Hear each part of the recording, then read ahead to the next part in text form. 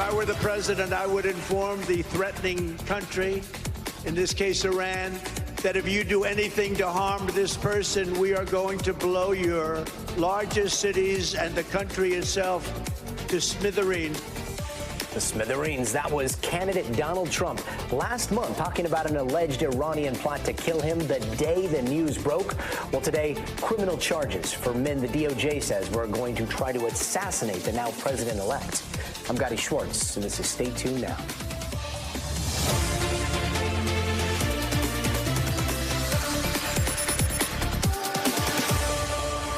And we've heard him attack the Department of Justice, sometimes even calling it the Department of Injustice. But today, that same department has charged 3 men in a murder-for-hire plot to assassinate then-candidate Donald Trump. The department is saying it was to get revenge for a U.S. strike that killed Iranian military leader Qasem Soleimani during Trump's presidency back in 2020. We're going to have a lot more on that in just a moment. But this all comes as President-elect Trump is just one state away from a clean sweep of all 7 battleground states. He's flipped Nevada, NBC making that call last night. It's a state he lost both in 2016 and 2020. And with that, Trump now sits at 301 electoral college votes. NBC News has still yet to call Arizona. It's too close to call, but Trump is leading there at the moment while he and the Republican Party prepare for some big policy changes. Democrats, on the other hand, continue to debate how this happened. Today, former House Speaker Nancy Pelosi speaking out about it in pretty stark terms to the New York Times, saying, quote, had the president gotten out sooner, there may have been other candidates in the race. That didn't happen. We live with what happened. Let's go to all of that with NBC's Garrett Hake, who has more. President-elect Trump has already survived 2 assassination attempts, and tonight the FBI is saying it foiled a third. This one, a plot by Iran to kill Trump before the election. These individuals allegedly plotted to murder an American citizen on our soil at the direction of a foreign terrorist organization. According to a criminal complaint, Iranian operative Farhad Shakeri told the FBI the plot was hatched by a member of Iran's Revolutionary Guard Corps, considered a terrorist organization by the U.S. Shakeri said he was asked by that Iranian official to kill Trump in September. Shakeri replied it would, quote, cost a huge amount of money. Shakeri said the official then said, we have already spent a lot of money, so money's not an issue. Then telling Shakeri to provide a plan within 7 days to kill Trump, and if not, to wait until after the election, because Iran believed Trump would lose, quote, and afterwards it would be easier to assassinate him. 2 of Shakeri's alleged associates were arrested. Photos of their weapons were included in the DOJ complaint, while Shakeri is at large, believed to be in Iran. Trump supporters now demanding the president-elect get more security. They are trying to kill, right now as we speak, President-elect Trump. They think they can get away with it. And that is what's so disturbing. A Trump spokesperson saying, quote, nothing will deter President Trump from returning to the White House and restoring peace around the world. It comes as Trump's decisive margin of victory is growing. NBC News projecting that Trump will win Nevada, which means he's won 6 of the 7 battleground states. Only Arizona remains unsettled, with Trump in the lead. Trump tonight working out of his Mar-a-Lago home, focused on filling out his new administration, reportedly favoring cabinet candidates who come from outside Washington and have business experience over members of Congress, according to 2 sources familiar with the transition process. We're also told that billionaire hedge fund manager Scott Bessent is now a leading contender for Treasury Secretary. I'm going to do whatever President Trump asks. Meanwhile, a federal judge granting a request by special counsel Jack Smith for a 1-month pause to decide how to proceed in his case against Trump, which will likely come to an end. And tonight, some Democratic governors announcing they'll resist new Trump policies.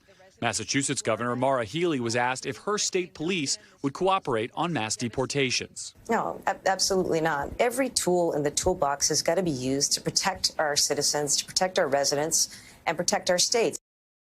Garrett Hake, thank you.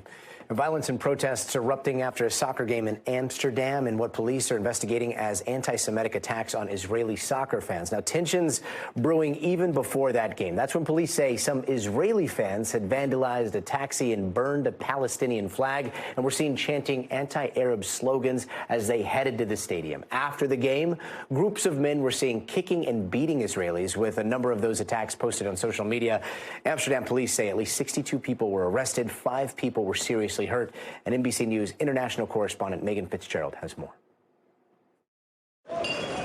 Tonight, a violent and hate-fueled attack on Israeli soccer fans in Amsterdam. The mayor saying it was at the hands of anti-Semitic hit-and-run squads. I got a punch in my face, in my lip. It was organized. It happened in the hours after a game between Maccabi Tel Aviv and Ajax as fans poured out of the train station in the center of the city, including Edo Gold. We saw a huge crowd, hundreds of people running in towards us, shouting Juden, Juden.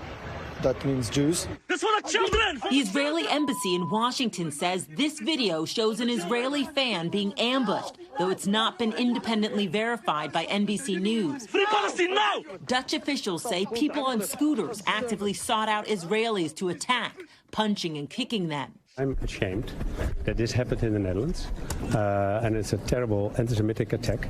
Tensions had been building here ahead of the game. This video shows Israeli fans chanting death to Arabs. Another shows a Palestinian flag being ripped down. There's a history of heated clashes between passionate soccer fans, but Gold told me he has no doubt what motivated this attack. It's not football, it's not sport. It's not politics, it's because I'm Jew. Prosecutors say 62 were arrested, up to 30 people were injured, according to the police chief, with 5 taken to the hospital. Israeli Prime Minister Benjamin Netanyahu compared the violence to Kristallnacht, the night 86 years ago tomorrow when mobs attacked Jewish people in Germany. 18-year-old Tavel Karo is hiding in a safe house with other frightened Israelis. We're all the Jews in one building like we're in the Holocaust again.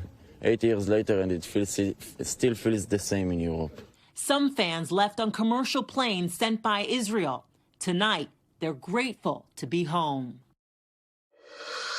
And Megan Fitzgerald joins us now from Amsterdam.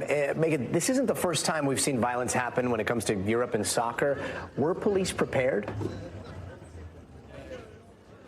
You know, Gadi, it's a great question. I mean, look, we know that police were having an increased presence around the stadium. That's something that we typically see for these high-profile events. But the issue is they weren't in central city of Amsterdam, and that's where the issue broke out. Fans said that they were comfortable, they felt safe when they were around the stadium, when they're inside the stadium, but as soon as they took that train and made it to the center part of city, that's where they said that these attacks happened. They didn't see any police in sight, Gadi. Megan, so much of this is going on with the backdrop of what's happening with the war in Gaza. The Israeli team has played around the world. They've got a game in Turkey next month. Is there any indication from the team that attacks like this could have any effect on where they play? Well, look, you know, so what we know is that the Turkish officials are saying that that game that was expected to be played at the end of this month is now going to be played at a more neutral location because of the concern of nefarious or dangerous activity that could take place. So right now discussions are happening, trying to figure out exactly where that game will be played, Gadi. Megan Fitzgerald, thank you. And tonight, passengers of a Qantas flight are pretty shaken up after engine failure forced their plane to make an emergency landing. Now, video shows smoke all around the tarmac at the time of the landing, and NBC News correspondent Erin McLaughlin has more. Hey there, Gadi. Well, this happened according to Qantas Airlines on board one of their flights departing from Sydney to Brisbane. It was a Boeing 737 scheduled to leave at 12:35 local time there in Sydney. As soon as the plane took off, according to a passenger on board the flight, it was apparent that something was wrong. He said that everyone heard a bang. It was just a regular flight, and we were basically hitting speed, about to take off. The wheels were literally about to go off the tarmac, and there was a massive bang and a shudder, which was disturbing, obviously. But what was more disturbing was the fact that planes seemed to struggle after that point to get altitude. According to Qantas Airlines, the preliminary investigation has showed that this was the result of a controlled engine failure. The pilot, shortly after takeoff, was able to safely land the plane. No injuries were reported. However, there was also a small brush fire on a parallel runway. It's unclear if that was connected to that engine failure, the source of now an ongoing investigation by Australian authorities. Gadi. Aaron McLaughlin, thank you. And turning now to the wildfires burning on both coasts right now. A number of wildfires are burning in New Jersey, set off by windy and dry conditions and leading to a statewide smoke advisory there. Meanwhile, calmer winds are giving a much-needed break to firefighters here in Southern California, taking on the mountain fire burning about 50 miles north of L.A. in Ventura County. It is less than 10% contained. That's an improvement from this time yesterday, but the fight is still far from over. NBC's Dana Griffin on the front lines just a few hours ago. Those Santa Ana winds may have calmed down, but you see firefighters still putting out spot fires, and overhead you've got helicopters working to make drops to try to snuff out the flames and down into that valley. Fires happen all the time here. Wasn't that worried, but I got here and yeah, it was bad. How bad did it get? You know, we lost our shop, our sales area, of course, many trees. Now, the full extent of the fire's destruction is becoming more clear in Camarillo Heights. Officially, more than 130 homes were destroyed. Dozens more are damaged. I want to point out just to our right, down this little, basically down this little canyon here, more homes that have burned. What's left of a home down there. When these winds blow, these Santa Anas, this is what just burns so quick, so hot, and so fierce. Propane tanks were blowing up, and he was just trying to do whatever he could to save a place that has been home for us for very many years. And Morgan Chesky joins us now live from Camarillo Heights. Morgan, are people being allowed back into the neighborhoods there? Gadi, some are, but some people are clearly waiting before they come back to see what, if anything, they can salvage. And unfortunately, the story for too many of the families up and down this particular street is a story of devastation. This just one of the more than 130 homes that you mentioned are destroyed as a result of this mountain fire complex that really exploded in earnest on Wednesday, growing to more than 14,000 acres in just about 24 hours. At last check, as you mentioned, Gadi, 20,000 acres burned. They are still doing damage assessments throughout this area, but it has been tough to see the few people come back to this street and go through what's left of their homes here. You can see this one in particular, the foundation, really the only thing left standing, a chimney in the background, and just pieces of walls. And it's the same story up and down this street. And these were homes, Gadi, that these families lived in for generations in some cases, and that makes it all the more heartbreaking here. That sure does. And Morgan, we're starting to get some satellite views that show some of the devastation from above, and they clearly show some homes survived. Some homes are right next door, are completely gone. It's so difficult when you see how selective the fire can be. Are officials giving any indication as to why that happened? Yeah, Gadi, it's an interesting sight to witness firsthand when you walk up and down this particular street that this fire has taken a hold of. But firefighters we spoke to kind of mentioned a comparison to tornadoes. I know you've covered plenty of those, in that this fire with those Santa Ana winds could cast embers in almost any direction. And you'd have a home such as this one that would catch an unfortunate ember that would spark a larger blaze, whereas the home across the street still very much standing. We do know, as far as a firefighting front effort goes, that they did their best to protect the structures, but these flames moved in so quickly. At one point during the height of the firefight, they had to transition to protecting lives, and that was their main focus for a certain amount of time. Then they transitioned back into trying to protect as many homes as they could, but crews facing those fierce Santa Ana winds, almost impossible to keep those flames at bay when they're pushing 50, 60 miles an hour across this area.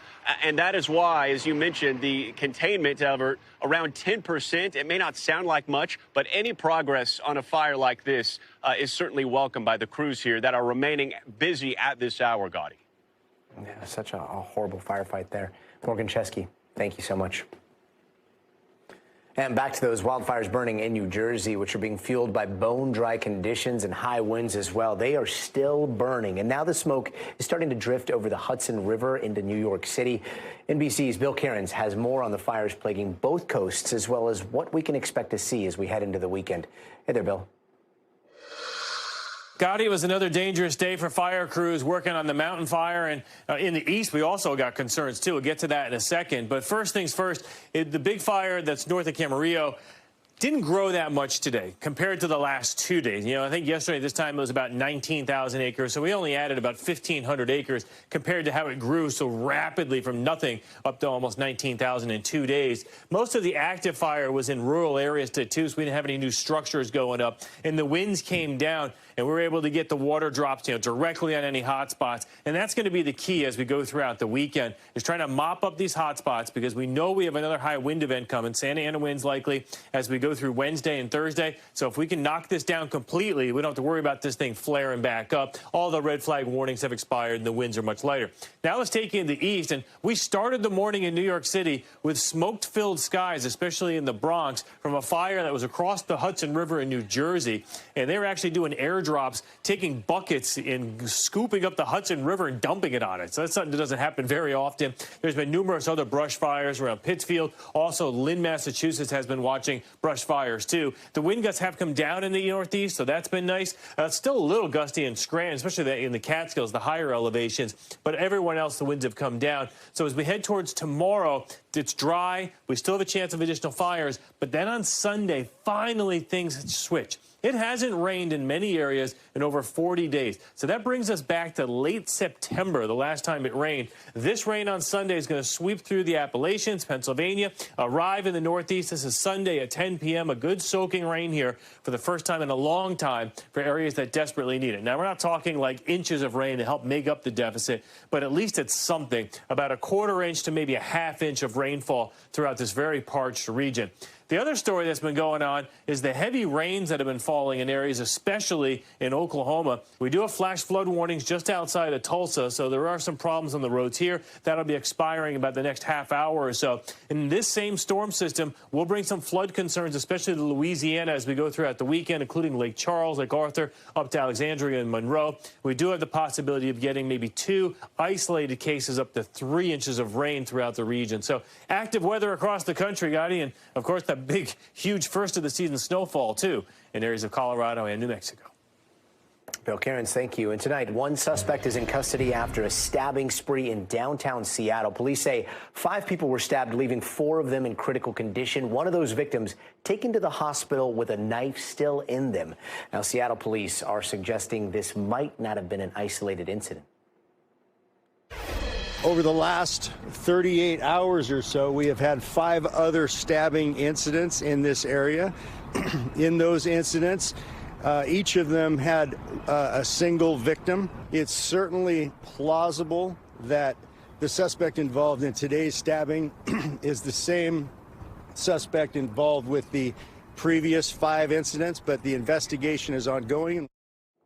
So that would be a total of 10 people stabbed in about 38 hours, according to police. We're going to keep you updated as we get more information.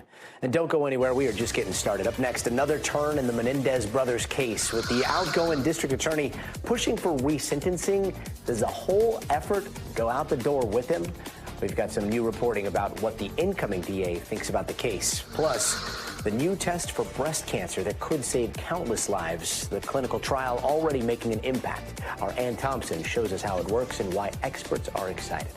And later this hour, Old MacDonald converted his farm to hydroponics. The effort to turn factory chicken farms into plant-centric operations. That's coming up in tonight's Future of Everything. From that point until you harvest, how long does that take? From the seedling point until the harvest point, take about 4 weeks. That's it? Yeah, 4 weeks. Wow. Yeah. It grows very fast in the water.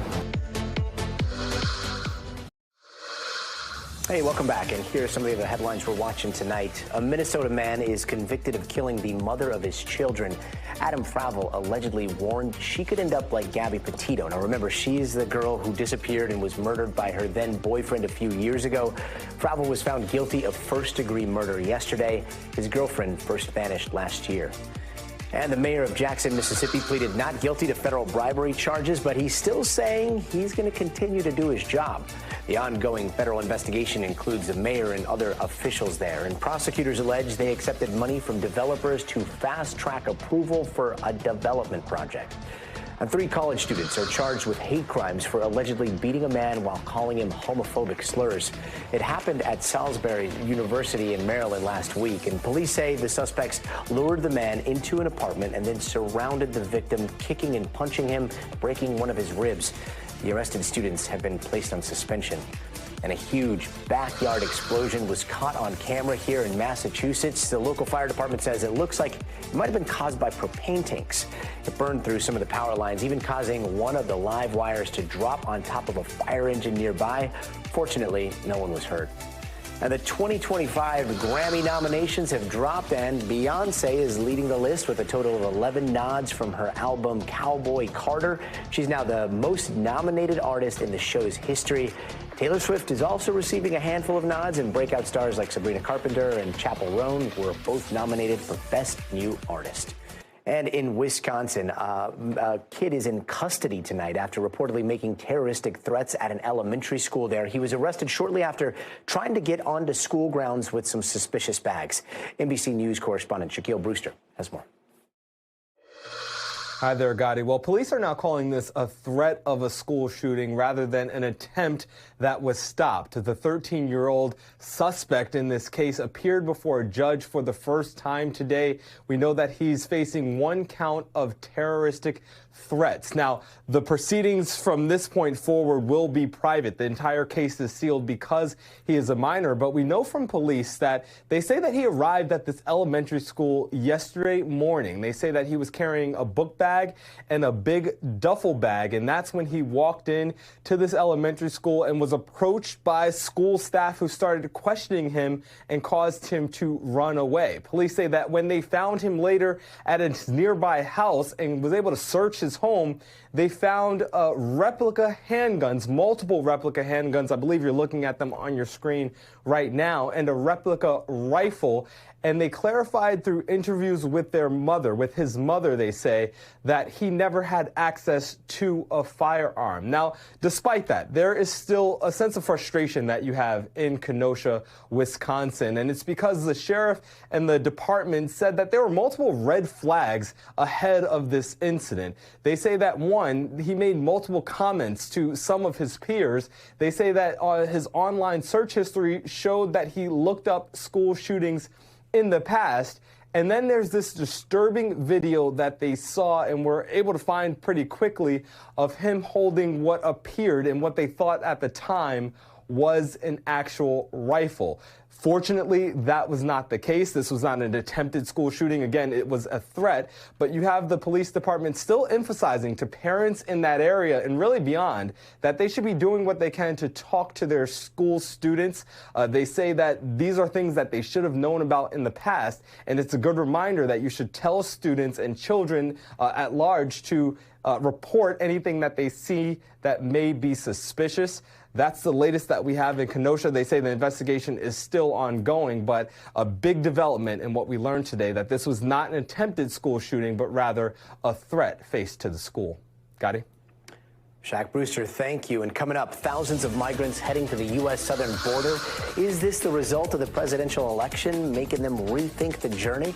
Our Ellison Barber is going to dive into that story. But first, you got to see this. The amazing staff over at Ventura County's Camarillo Animal Shelter housed and protected a lot of animals these past few days as a mountain fire came through. But look at all these guys, 80 ducks awaiting their way into a temporary home until the wildfires end. Well, they're going to, I guess, wait out the blaze. We'll be right back.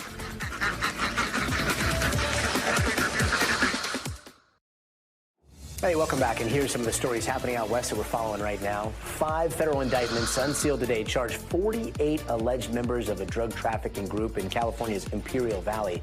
They were linked to the Sinaloa cartel, and the group has found they were found with over 8,000 pounds of meth and other drugs that you're seeing right there. In a takedown yesterday, over 140 officers arrested 25 suspects across 3 states, while 23 still remain on the run. And winter storms are hammering the western region. The snow causing road closures, power outages, school closings.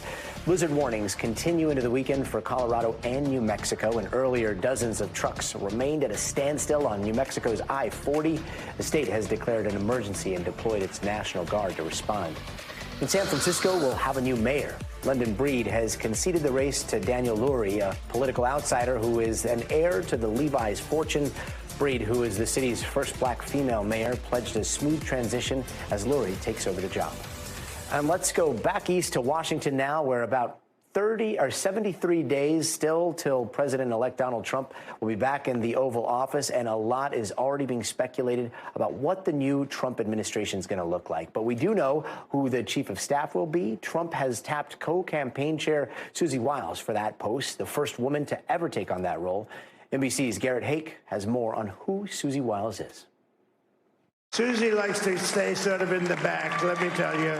The ice baby. We call her the ice baby. Susie is Susie Wiles, Trump's enigmatic top aide, who is now set to be his White House chief of staff, the first woman ever in that role. Susie likes to stay in the background. She's not in the background. Wiles has never done a television interview about her role in the president-elect's campaign. In a statement, President-elect Trump called Wiles smart, innovative, and universally admired and respected. Back in the spring, I spoke to Trump campaign senior advisor Chris LaCivita about Wiles. Susie definitely is probably not only the most interesting, but the most powerful woman in Republican politics right now. Wiles, a 40-year veteran of Republican politics, cut her teeth working for Congressman Jack Kemp. Her first role with Donald Trump was as the co-chair of his 2016 Florida campaign, a state where she had become well known in political circles for engineering Rick Scott's razor-thin 2010 victory in the governor's race. She's a good listener. She's humble. She doesn't say, hey, I know all the answers.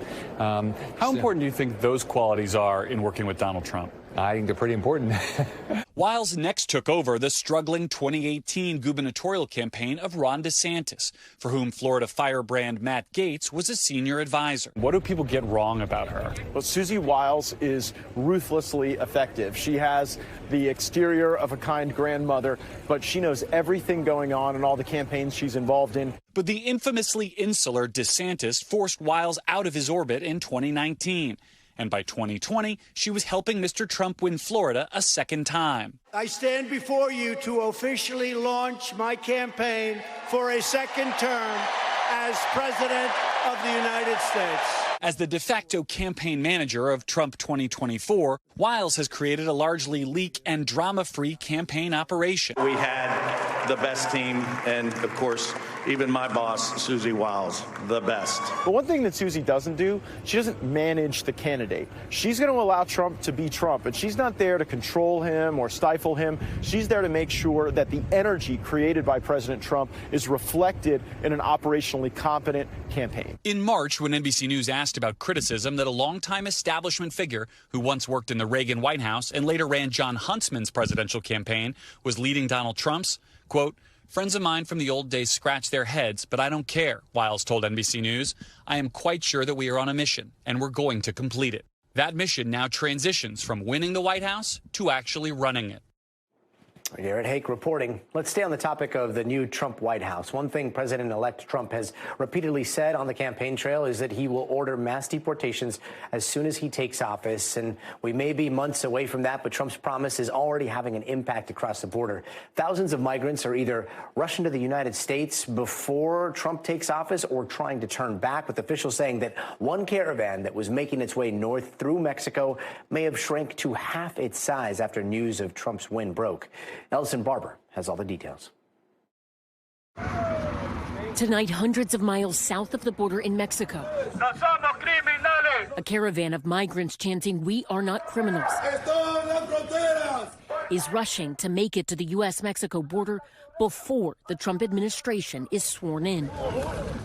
Many carrying their belongings in plastic bags and on their backs, and already starting to voice their fears about not being able to cross into the United States come January. I think it will be much more complicated now, says this man who's traveling from Venezuela. Now we are thinking about finding a way to get through before Trump takes the presidency.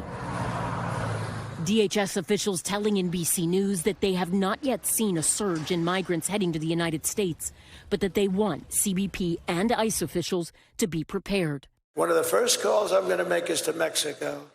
You stop letting people come in through our border. Trump now vowing to deport millions of undocumented migrants, saying his plan has, quote, no price tag. He's also threatening to impose a tariff of 25% on Mexican imports unless Mexico's government curbs what he describes as an onslaught of immigration.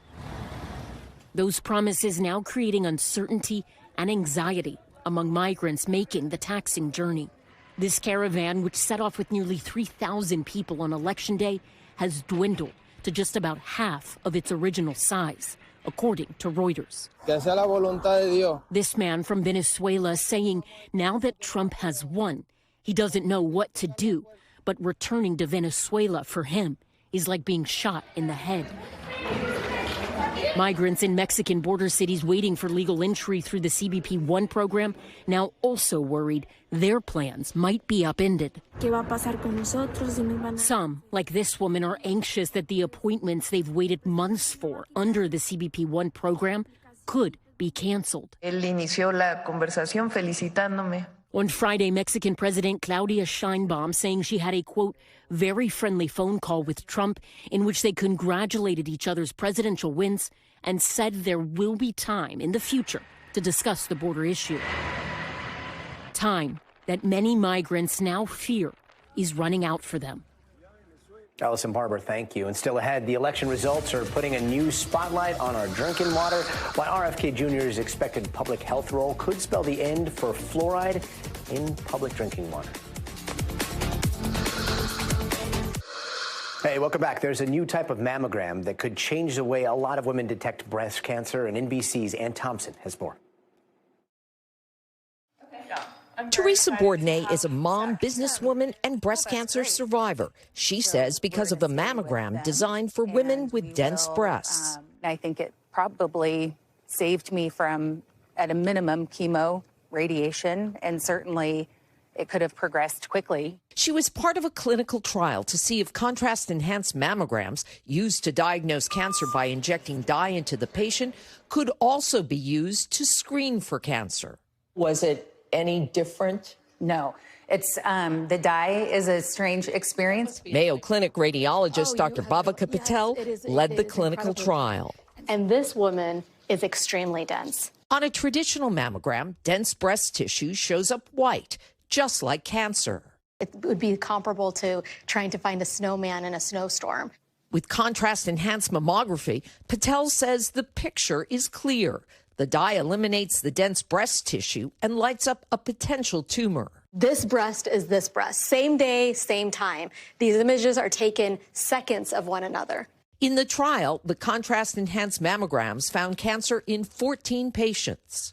14 cancers out of 460 people doesn't sound like a lot. When we talk about standard mammography, we hope to find 4 per 1,000. We saw 14 per 460. It's about 5 to 6-fold more than what a standard mammogram would show. More studies are needed before this test is approved as a screening tool, so it may not be covered by insurance. For now, women who want the test would have to find one of the medical centers that offer it and could have to pay out of pocket. But for Teresa Bourdonnais, do you feel like that test saved your life? Oh, 100%. Okay. It made all the difference. Ann Thompson, NBC News, Phoenix. Tonight. Important information, Ann Thompson, thank you. And the battle over fluoride has been bubbling up over the last few months. Now RFK Jr. says fluoride needs to be taken out of drinking water ASAP. Dentists say doing that would eliminate one of the most significant public health advances in recent memory. But President-elect Donald Trump is sending strong signals that RFK Jr. could be a big part of his administration, specifically when it comes to health care, despite no medical training. And here's NBC's Yasmin Vasukian with what it all means for public health. Robert F. Kennedy Jr., poised to take on a role in President-elect Trump's administration, riding his third-party bid turned endorsement, telling NBC News' Vaughn Hilliard this week. What I'm going to do is make sure that Americans have good information, the best gold standard science about their food and medicines, and then leave the choice to them. RFK Jr.'s views on science and medicine have been controversial at best and often scientifically wrong. He's touted debunked studies that connect vaccines to autism, disproven by much research, with the CDC clearly stating there's no connection between the two.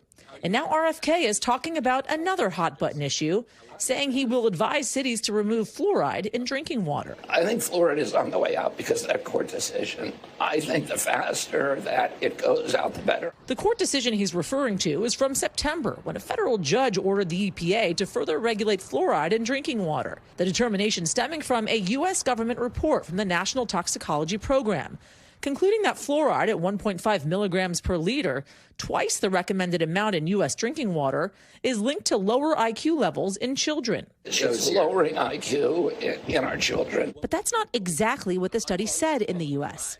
It said, quote, no studies evaluating IQ were conducted in the United States.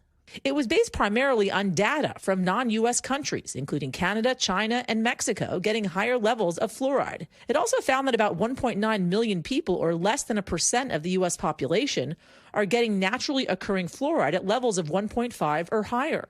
Judge Chen, writing in his ruling that while it is not established fluoride levels in U.S. water is causing lower IQ in kids, the risk is sufficiently high, and the EPA still must act. Federal drinking water standards that included fluoride guidelines were first set in 1962. Since 2015, officials have recommended a fluoridation level of 0.7 milligrams per liter of water. Before that, the recommended upper range was 1.2. The WHO has set a safe limit of fluoride in drinking water at 1.5.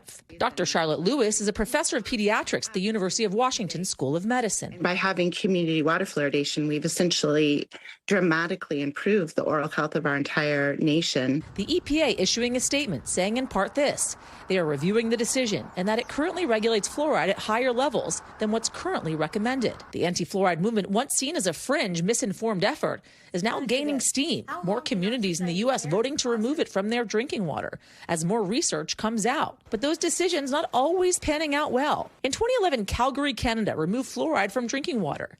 Now the city plans to reintroduce it, mostly because of evidence showing more dental health problems in children there. That's a good example of what happens when you remove fluoride. They made that decision based on faulty science. And back here in the United States, I'm not going to compel anybody to take it out, but I'm going to advise the water districts about their legal liability, their legal obligation to their service zones and to their constituents. This issue likely to be heavily debated as the Trump administration, potentially including RFK Jr., taking the reins. Yasmin Vasugian, NBC News. And in tonight's Future of Everything, farming is as American as Old MacDonald. But as factory farms get bigger and bigger, some smaller farms are starting to rethink the ways they want to help feed the nation, shifting from livestock to crops, and they're transforming everything in the process. NBC News correspondent Valerie Castro takes us to North Carolina. How do you feel when you walk back in here now? I feel I'm happy that it's over, because when I come here, I can feel that I used to have a lot of stress. North Carolina farmer Tom Lim spends his time tending to his crops. Just try to grab the bottom, like the base of the mushroom. But for 20 years, all he knew was chickens. You have no space to walk here because the chicken, so all you got to do is just like scare them or move them away so you can have your space to walk.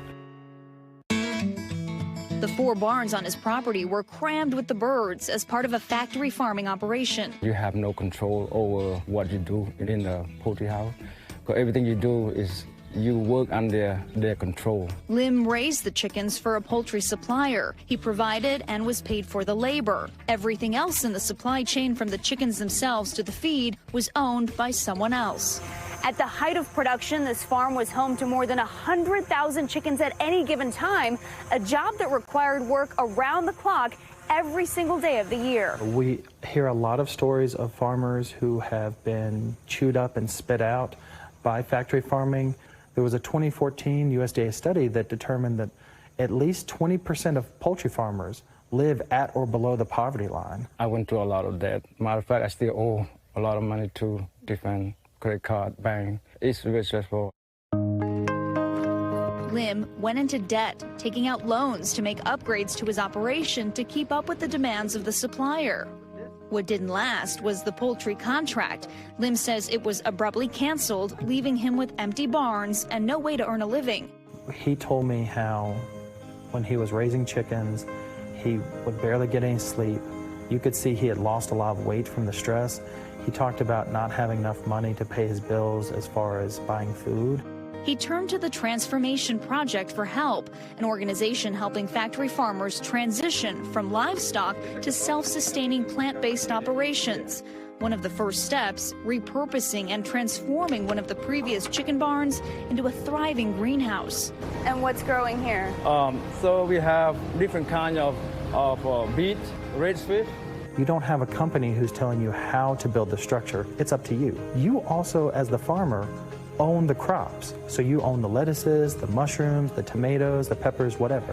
And what's neat is that Tom has his garden over here where he grows things. The nonprofit has not only helped Lim transform his business, but also introduced him into the future of farming. And we'll just keep doing the best we can, sir. I like hydroponic because that's kind of cool thing that I never had before. What types of crops are you seeing these farmers gravitate towards or have the most success with? Most farmers start off with things where they can have a quick turnaround time for harvest because that means they have cash coming in the door, their business is generating income quicker. From that point until you harvest, how long does that take? From the seedling point until the harvest point, take about 4 weeks. That's it? Yeah, 4 weeks. Wow. Yeah. It grows very fast in the water. The joy that Lim has found in farming, giving him a newfound freedom in his work-life balance. Ever since we had the greenhouse, he seems more relieved, more himself. He laughs a little bit more. What do you love most about your life now? What I love most about my life now is I have more time to spend with my family. That's the most important. How do you feel when you see, the name of your farm on there and that's something that you grew? I don't believe myself. I feel very happy. And Valerie Castro joins us now. Val, what crop does he love the most there? So one of the most interesting things that he's growing and one of the most profitable are blue oyster mushrooms. And the Transformation Project helped him retrofit an old refrigerated truck to make it the perfect growing environment. He can sell them for about $12 a pound wholesale.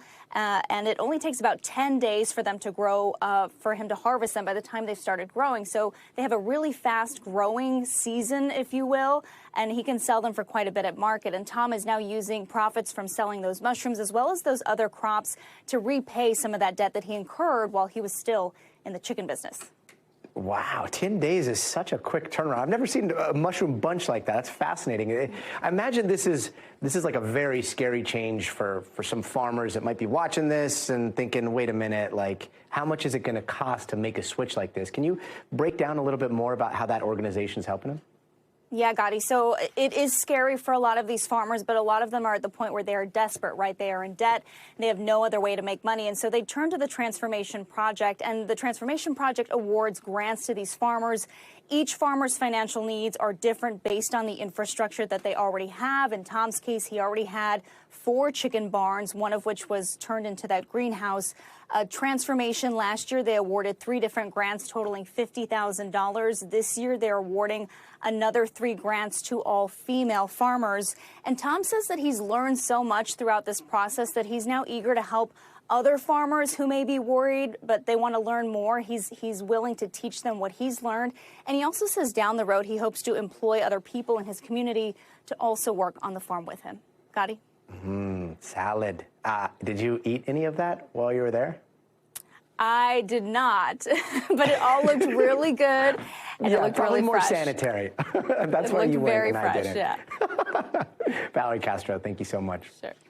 And finally tonight, speaking of green, it's almost here. The 2024 Rockefeller Center Christmas tree and the 74-foot tall Norway spruce got a hero's send-off from its hometown. Maria LaRosa from our New York sister station brings us tonight's 60 Seconds of Joy. It was an early day for the Albert family of West Stockbridge, Massachusetts, saying goodbye to the tree that stood in their yard for over 65 years. Rockefeller Center's head gardener, Eric Pauzet, first spotted the tree back in 2020. And when he asked if they were considered donating it, I look for a tree that's going to look great in Rockefeller Center. It's the first Rockefeller Center tree from Massachusetts since 1959. Very special piece of tree because out of anywhere in the world they could have picked it, they picked here. After an emotional goodbye and harnesses in place, it was time for the chainsaw. All right, buddy, listen. You see that truck? You see this tree? You don't think it's going to fit on that truck? So the crew first explained it to him, then got to work, lifting the 74-foot-tall, 11-ton Norway spruce into the air and carefully laying it onto the flatbed to begin its 140-mile trek to Rockefeller Center. The tree is scheduled to arrive at Rockefeller Center on Saturday morning, where it will be decorated with 50,000 multicolored lights in preparation for the lighting on December 4th. Now let's hope that that kid in that piece makes it out to the plaza. That's going to do it for us tonight. I'm Gadi Schwartz. We'll see you here on Monday, but until then, stay tuned. Thanks for watching. Stay updated about breaking news and top stories on the NBC News app or follow us on social media.